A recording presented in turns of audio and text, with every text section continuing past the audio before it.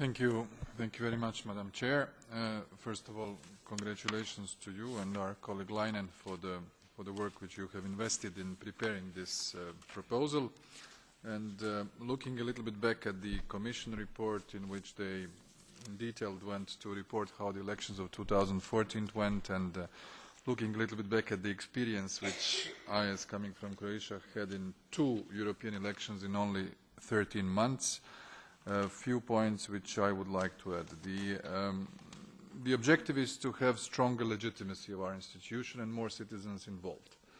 We have a bit of a tendency of staying at the 43–42% of the turnout, and we should be creative in looking at ways how to increase more participation in the vote. This especially goes for the new countries which have less experience and less affiliation and less political reflex for sometimes incredibly distant European elections and topics. And I think every proposal that goes in that direction should be certainly underlined, suggested and encouraged.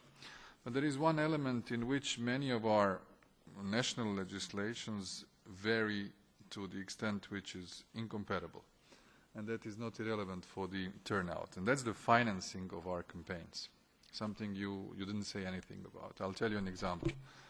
The limit of our national legislation for a 50-day long campaign for a list of 11 people with a preferential vote was 200,000 euros.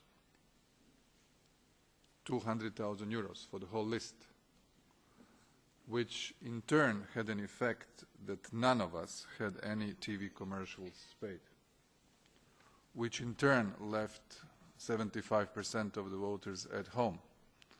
And our elections were not sort of lisible, as you would say in French. So in order to avoid that, I think we should send some sort of a harmonizing element in the financing of the electoral campaigns, which I personally, as I said, twice in 1 year I went through the exercise where you have difficulties of being noticed. Second, I think we should encourage not the mortal illness, as Vivian has said, but we should encourage people who are ready to take on a very responsible office of commissioners actually to stand for the European elections.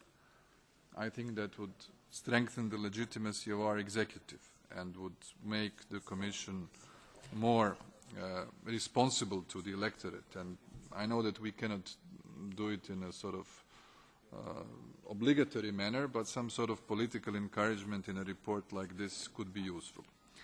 When it comes to the age of 16 as the minimum age for voting, this is very delicate. I'll tell you that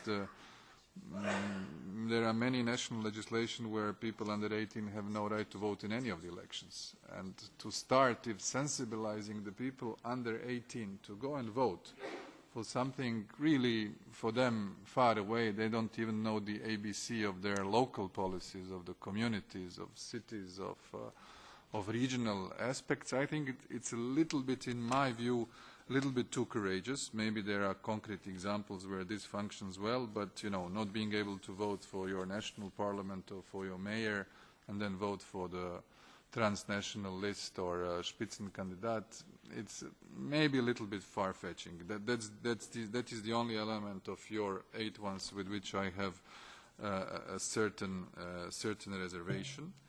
And also what we discussed at one of our preparatory meetings, the nature of the mandate of an MEP, the fact that it cannot go to an executive function and he can't come back.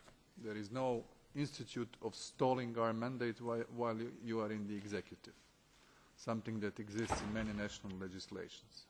I think we should consider that, because especially if you are elected by a preferential vote and you pass all the possible thresholds, meaning that you go out of the legislative mandate, you do the executive, you're out of the executive and you cannot come back. This is, I think, a deficiency which limits the political flexibility of actors who actually take the effort to be undergoing the exercise of many times individual preferential vote elections. So these are the initial comments. I think we will have enough time. I also suggest that we extend the deadline for September because of the nature of the weeks which are ahead of us, so that we have a very solid report, and most of all, that the composition of the Parliament remains balanced, with the digressive proportionality as the name of the game when it comes to the size of the delegations.